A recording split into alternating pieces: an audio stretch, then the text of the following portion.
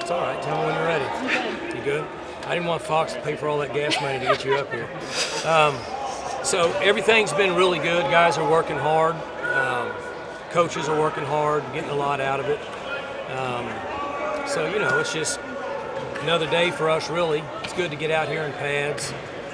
Competition's really good. Quarterbacks are coming along just like we thought they would.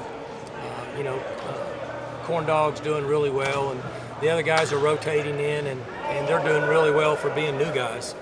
So we're kind of on track with where we should be. Saw Justice doing some receiving work. Is that something you guys are trying to kind of maybe get him more involved in the passing game? Well, we've got to do different things with him at times, We're looking at a lot of things. We just have to, try to get a feel for where they can help us the most. And then there's times we'll put him in and essentially he's doing the same thing he would if he lined up in the backfield. Mike, based on your comments in Tulsa, and they were solid Saturday night, media day, you must feel really good about the offensive line and the way that's shaping up. I think they're doing really well. I'll be shocked if we're not better than we've been in a number of years, 1st of October. It's going to take a little time to get them going. But, we don't really have guys in there playing that are too light and can get pushed around, hopefully. So where we're at with those guys is encouraging. One of the observers, one of your support people, Johnny Barr, said inside drill today, being an old school coach like Johnny is, said that was some good old school football. There was a lot of collisions in inside drill today, first day of pads, and defense is revved up. So, that's the way you want to practice. You always worry about guys getting banged up, but we're getting some quality work in that drill.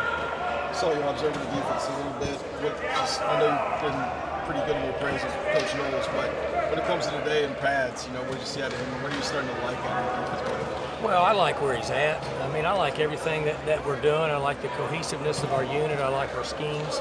We'll find out in a couple months if it works.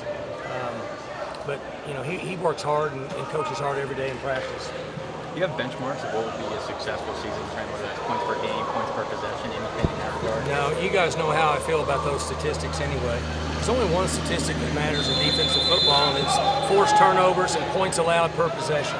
And I don't even think they keep that stat. So we have to base our success on those two categories. Mike, can you talk about Kima Severan, the grad transfer you picked up from A&M, physically, and have you ever heard of anybody getting 25 hours in the summer?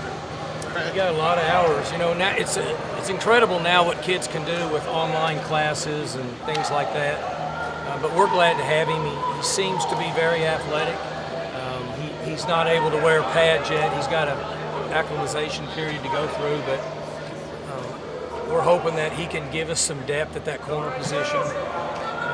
He's mature. He's a college graduate, so he kind of gets it from that standpoint. How do you feel about the guys competing for the backup behind AJ and Rodarius there? Well, there's several of them there that are just, they're getting reps. It's early, and I feel better about the unit overall from the standpoint of there's more maturity based on those guys playing as much as they did last year. Yeah, that grad transfer working on fielding punts. Did he have experience, or you just want to see what he could do back there? He's had experience. He's done that in his career. How do you manage the quarterback competition day to day? Do you just kind of take notes and build it as it goes along? We let Taylor get his reps, and then those other guys rotate in. And just doing it all even. We'll do that for probably another 10 practices. But just evaluating, how do you kind of go about that? Well, you just watch them. The guys that make plays, the guys that are productive, are the ones that give you the best chance to be successful. At this point, are you more trying to identify who the number 2 is behind Taylor? Not really. I'm watching to see if any of those guys behind him will be ready to play this year, with the exception of Woodty. I know what his situation is, but with the other guys, we're just watching to see if they can pick up enough and if they're going to be ready to play. So you feel totally comfortable if you need to redshirt Drew Brown? I got no idea. It's too early. I can't. It'd be impossible for me to give you any information right now. I like where they're at and what they're doing. Coach, they're ready for you. Good. Anything else? Cool.